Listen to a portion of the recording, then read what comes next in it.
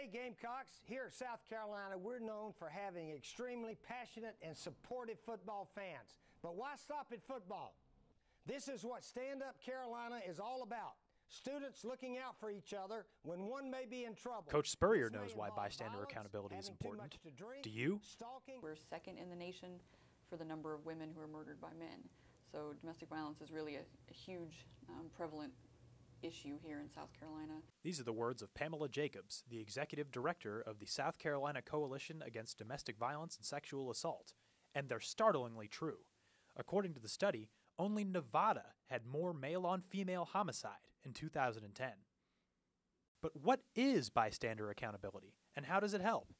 I went to speak with Stand Up Carolina's program coordinator, C.D. Ingram, at their headquarters in USC's Thompson Student Health Center for some answers. Bystander Accountability, actually, first off, is an awesome program. And basically what it is to be a bystander is just to see something happen, to observe something, see something happen.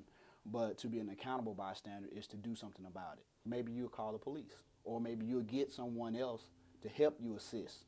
You know, it's not necessarily saying that you have to be the primary, person to react, but just do something in order to help.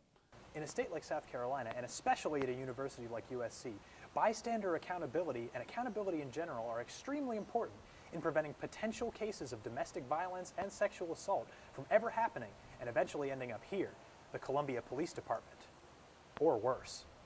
Pamela Jacobs shares a similar philosophy on bystander accountability. What we know is that we absolutely can end domestic violence, and there are a few things we can do to make that happen just by raising awareness in your own community and your own family, and taking a stand saying that we won't tolerate domestic violence. Being available to support victims. A lot of times when victims come forward, they're judged or they're blamed for the violence that they've experienced. So instead, being the person who says, I believe you, I support you, and I'm here to help. And being there and being supportive no matter what the victim decides to do is really incredibly important. If you or someone you know has experienced abuse or sexual assault, help is available. The National Domestic Violence Hotline at 1-800-799-SAFE and the National Sexual Assault Hotline at 1-800-656-HOPE are free, confidential, and available 24 hours a day, 7 days a week. To find the sexual assault or domestic violence advocacy program near you, please visit www.sccadvasa.org/contact. Kyle Kowalczyk, Carolina News.